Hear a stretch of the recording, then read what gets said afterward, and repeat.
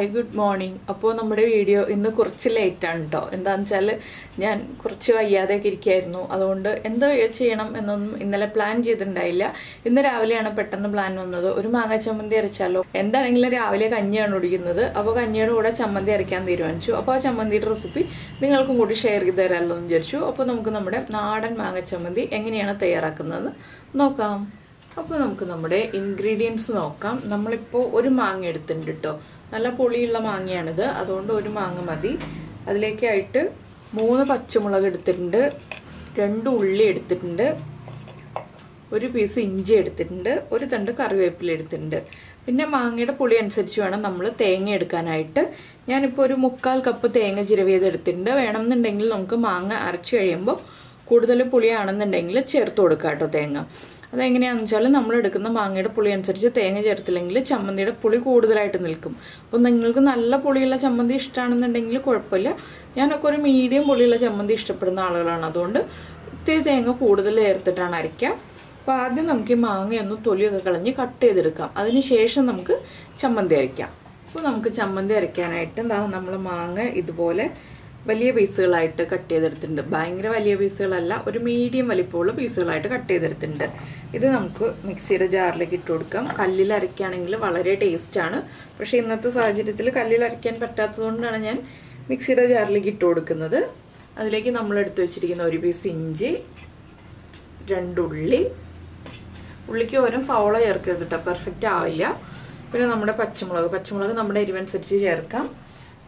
ഒരു തണ്ട് കറിവേപ്പിലയൊക്കെ കൂടുതൽ തന്നെ ചേർക്കണം. ഇത്രയും ചേർത്തൊന്ന് ക്രഷ് ചെയ്തെടുക്കാം. അതിനുശേഷം നമുക്ക് തേങ്ങ ചേർക്കാം. ഇല്ലെങ്കിൽ തേങ്ങ ചേർത്ത് അരയ്ക്കുമ്പോൾ തേങ്ങ വല്ലാതെ അരഞ്ഞു പോകും. അപ്പോൾ ഇത് ആദ്യം അരച്ചെടുക്കട്ടെ. അപ്പോൾ നമ്മുടെ മാങ്ങയും പച്ചമുളകും എല്ലാം ചേർത്തതാണ് നമ്മൾ ഇതുപോലെ നന്നായിട്ട് അരച്ചെടുത്തിട്ടുണ്ട്. ഇത് വെള്ളം ചേർക്കാതെ അരയ്ക്കണം കേട്ടോ. വെള്ളം ചേർക്കേണ്ട ആവശ്യമില്ല. മാങ്ങയിൽ ആവശ്യത്തിന് വെള്ളമുണ്ട്. ഇതിലേക്ക് നമുക്ക് തേങ്ങ ചിരവിയത് ചേർക്കാം. തേങ്ങ ഞാൻ കുറച്ചുകൂടി ചേർക്കുന്നുണ്ട് കേട്ടോ. 1 കപ്പോളം തേങ്ങ ചേർക്കുന്നുണ്ട്. അപ്പോഴേ നമ്മുടെ ചമ്മന്തി കറക്റ്റ് ടേസ്റ്റ് ആവുള്ളൂ. ഞാൻ പറഞ്ഞില്ലേ മാങ്ങയുടെ പുളി അനുസരിച്ച് തേങ്ങ ചേർത്ത് കൊടുക്കണം എന്നുള്ളത്. അപ്പോൾ നമ്മൾ ആകെ 1 കപ്പ് തേങ്ങ ചേർത്തിട്ടുണ്ട് ഇതിലേക്ക്. ഇനി നമുക്കിതിലേക്ക് വേണ്ടത് ഉപ്പാണ്. നമ്മുടെ ചമ്മന്തിക്ക് ആവശ്യമായിട്ടുള്ള ഉപ്പ് ചേർക്കാം. പിന്നെ നമുക്ക് വറ്റൽമുളക് ചേർത്തിട്ട് അരയ്ക്കാം. അപ്പോൾ നമ്മുടെ ചമ്മന്തി വെളുത്തിരിക്കില്ല, ഒരു റെഡ് ഷെയ്ഡ് വരും വറ്റൽമുളക് ചേർത്ത് അരയ്ക്കുമ്പോൾ. പച്ചമുളക് മാത്രം ചേർത്ത് അരയ്ക്കുമ്പോഴാണ് മാങ്ങ ചമ്മന്തിക്ക് ഒരു പച്ച ഷെയ്ഡ് വരിക. അപ്പോൾ നമുക്ക് ഇതിനെ ഒന്ന് ക്രഷ് ചെയ്തെടുക്കാം. ഒരുപാട് അരയരുത്. ഇപ്പോൾ നമ്മുടെ ചമ്മന്തി നമ്മൾ അരച്ചെടുത്ത് കഴിഞ്ഞിട്ടുണ്ട്. ഇതാ ഇതുപോലെയാണ് ചമ്മന്തി അരച്ചെടുത്തിട്ടുള്ളത്. ഫൈൻ പേസ്റ്റ് ആയിട്ടല്ല, ചെറിയ തരിതരിപ്പോടുകൂടി അരച്ചെടുത്തിട്ടുണ്ട്. ഇനി നമുക്കിതൊരു പ്ലേറ്റിലേക്ക് മാറ്റാം. എന്താണെന്ന് വെച്ചാൽ ഇതിൽ കുറച്ച് വെളിച്ചെണ്ണയൊക്കെ മിക്സ് ചെയ്തിട്ടാണ് നമ്മൾ ചമ്മന്തി ഉരുട്ടിയെടുക്കുക അല്ലെങ്കിൽ ഒരു ബൗളിലേക്ക് മാറ്റുക എന്താണെന്ന് വെച്ചാൽ ചെയ്യുന്നത്.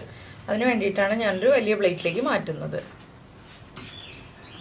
അപ്പോൾ ഉപ്പ് കുറവായിരുന്നു. ഉപ്പ് ഞാൻ കുറച്ച് ചേർത്തിട്ടുണ്ട്. ഞാനൊന്ന് കൈ കഴുകിയിട്ട് വരട്ടെ. ഇതിലേക്ക് നമുക്ക് കുറച്ച് വെളിച്ചെണ്ണ ചേർക്കാം. അല്ല, കൈ കഴുകുന്നത് എന്തിനല്ലേ, വെളിച്ചെണ്ണ ചേർത്തിട്ട് വീണ്ടും മിക്സ് ചെയ്യാനുള്ളതാണ്. അപ്പോൾ ഒരു 1-1.5 ടീസ്പൂൺ വെളിച്ചെണ്ണ മതി കേട്ടോ. ഒരുപാട് വെളിച്ചെണ്ണ വേണ്ട, ഇത്രയും വെളിച്ചെണ്ണ മതി. ഇനി വെളിച്ചെണ്ണ ചേർത്തിട്ട് നമുക്കൊന്ന് നന്നായിട്ട് മിക്സ് ചെയ്ത് കൊടുക്കാം. വെളിച്ചെണ്ണ ചമ്മന്തിയുടെ എല്ലാ ഭാഗത്തേക്കും വരുന്ന രീതിയിലൊന്ന് മിക്സ് ചെയ്തെടുക്കുക. അപ്പോൾ ചമ്മന്തി നന്നായിട്ട് അരഞ്ഞു വന്നിട്ടുണ്ടെങ്കിൽ നമുക്ക് കഴിക്കുമ്പോൾ അത്ര ടേസ്റ്റ് ഉണ്ടാവില്ല. ഇപ്പോൾ പച്ചമുളകിൻ്റെ ആ ഒരു എരിവ് കുത്തൊക്കെ ഉണ്ടെങ്കിൽ ഈ വെളിച്ചെണ്ണ ചേർക്കുമ്പോൾ പോയിക്കോളൂ കേട്ടോ. വറ്റൽമുളക് ചേർത്തിട്ടാണ് ചമ്മന്തി അരയ്ക്കുന്നതെങ്കിലും ഇതുപോലെ തന്നെ നമ്മൾ ചെയ്യാം. വെളിച്ചെണ്ണ ചേർക്കണം. ഉണ്ടോ, നമ്മുടെ നാടൻ മാങ്ങ ചമ്മന്തി റെഡി ആയി കഴിഞ്ഞു. ഇനി ഇത് ഉരുട്ടി നമുക്കൊരു ബൗളിലേക്ക് വെക്കണം എന്നുണ്ടെങ്കിൽ ബൗളിലേക്ക് വെക്കാം. ഇല്ലെങ്കിൽ ഇതുപോലെ തന്നെ പൊടിച്ചിട്ടിട്ട് നമുക്ക് പാത്രത്തിൽ വയ്ക്കാം. ഇനി വേറെ പ്രത്യേകിച്ച് കടുക് വറുക്കുക പരിപാടിയൊന്നുമില്ല. നേരെ കഞ്ഞിയുടെയോ ചോറിൻ്റെയോ ഒക്കെ കൂടെ ചേർത്തിട്ട് കഴിക്കുക എന്നുള്ള പരിപാടി മാത്രമേ ഉള്ളൂ. അപ്പോൾ ഞാനിതൊരു ബൗളിലേക്ക് മാറ്റട്ടെ. അപ്പോൾ നമ്മുടെ ചമ്മന്തി ഞാൻ ബോളാക്കിയിട്ട് പൊട്ടിച്ചിട്ടു കേട്ടോ. ബോളാക്കി വയ്ക്കുന്നതിനേക്കാൾ കാണാൻ ഭംഗിയും ഇങ്ങനെ പൊടിച്ചിടുന്നതാണെന്ന് എനിക്ക് തോന്നി. അപ്പോൾ നിങ്ങൾ ബോളാക്കിയിട്ടോ പൊടിച്ചിട്ടിട്ടോ എങ്ങനെയാണെന്ന് വെച്ചാൽ ഉണ്ടാക്കി കഴിക്കുക. വളരെ ഈസി അല്ലേ. ഒരു 5 മിനിറ്റ് ഉണ്ടെങ്കിൽ എല്ലാവർക്കും ഈ ഒരു ചമ്മന്തി ഉണ്ടാക്കാം. മാങ്ങയൊക്കെ അവൈലബിൾ ആയി തുടങ്ങി എല്ലായിടത്തും. അപ്പോൾ എന്തായാലും ഉറപ്പായിട്ട് മാങ്ങ ചമ്മന്തി ഒന്ന് ട്രൈ ചെയ്ത് നോക്കിക്കോളൂ. നല്ല ഇഷ്ടമാവും എല്ലാവർക്കും. മാങ്ങ ചമ്മന്തി എല്ലാവർക്കും ഉണ്ടാക്കാൻ അറിയാവുന്നതാണ്. പിന്നെ അറിയാത്ത കുട്ടികളെയൊക്കെ ഉദ്ദേശിച്ചിട്ടാണ് ഞാൻ ഇതുപോലെയാണ് മാങ്ങ ചമ്മന്തി ഉണ്ടാക്കുന്നത്, എൻ്റെ രീതി ഇതാണെന്നുള്ളത് കാണിച്ചു തന്നത്. അപ്പോൾ എന്തായാലും നിങ്ങൾക്ക് ഈ റെസിപ്പി ഇഷ്ടമായിട്ടുണ്ടെങ്കിൽ കുക്കിംഗ് താല്പര്യമുള്ള നിങ്ങളുടെ ഫ്രണ്ട്സിനും ഫാമിലി മെമ്പേഴ്സിനൊക്കെ ഒന്ന് ഷെയർ ചെയ്ത് കൊടുക്കുക. അതുപോലെ നമ്മുടെ ചാനൽ ആദ്യമായിട്ട് കാണുകയാണെങ്കിൽ നമ്മുടെ ചാനൽ ഒന്ന് സബ്സ്ക്രൈബ് ചെയ്യുക. സബ്സ്ക്രൈബ് ചെയ്യുന്നതിന് ഈ വീഡിയോയുടെ താഴെയുള്ള റെഡ് സബ്സ്ക്രൈബ് ബട്ടൺ ഒന്ന് ക്ലിക്ക് ചെയ്യുക. അതിൻ്റെ റൈറ്റ് സൈഡിലുള്ള ബെല്ലൈക്കണും ക്ലിക്ക് ചെയ്യുക. അപ്പോൾ ഓൾ എന്ന് പറഞ്ഞിട്ടൊരു ഓപ്ഷൻ വരും. ആ ഓളും കൂടി പ്രസ് ചെയ്തിട്ടുണ്ടെങ്കിൽ ഞാൻ എപ്പോഴും വീഡിയോ അപ്ലോഡ് ചെയ്യുമ്പോൾ നിങ്ങൾക്ക് നോട്ടിഫിക്കേഷൻ വരും. അപ്പോൾ എന്തായാലും നമുക്ക് നമ്മുടെ അടുത്തൊരു അടിപൊളി റെസിപ്പിയുമായിട്ട് അടുത്ത ദിവസം വീണ്ടും കാണാം.